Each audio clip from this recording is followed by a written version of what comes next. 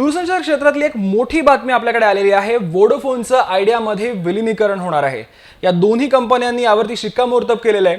Vodafone भारतीय मार्केटमध्ये 2007 मध्ये आलं होतं। त्यावेळेला हचिसनशी त्यांनी जो व्यवहार केला होता त्या व्यवहारापोटी द्यावी लागणारी अब्जावधी डॉलर्सची जी रक्कम होती, या रकमेचा तगादा गेली कितीतरी वर्ष भारत सरकारने वोडाफोनकडे लावलेला आहे। आणि त्याचबरोबर महसुलातही त्यांना त्यांच्या ग्राहक संख्येच्या तुलनेमध्ये एवढा चांगला फायदा होत नसल्याने वोडाफोनने भारतातला त्यांचा जो बिझनेस आहे तो आयडियामध्ये विलीन करण्याचा निर्णय घेतलेला आहे। ही जी नवीन कंपनी स्थापन होणार आहे त्याचं चेअरमन पद आयडियाकडे असेल तर सीएफओ पद वोडाफोनकडे असेल। या विलीनीकरणामुळे आयडिया ही भारतातली सगळ्यात मोठी मोबाईल कंपनी झालेली आहे। मोबाईल धारकांची संख्या, मोबाईल युजर्सची संख्या आपण जर विचारात घेतली तर आयडिया या व्यवहारानंतर भारतातली सगळ्यात मोठी मोबाईल कंपनी ठरणार आहे। एकंदरीतच रिलायन्स जिओला आता तगडं आव्हान उभं राहण्याची चिन्ह दिसत आहेत।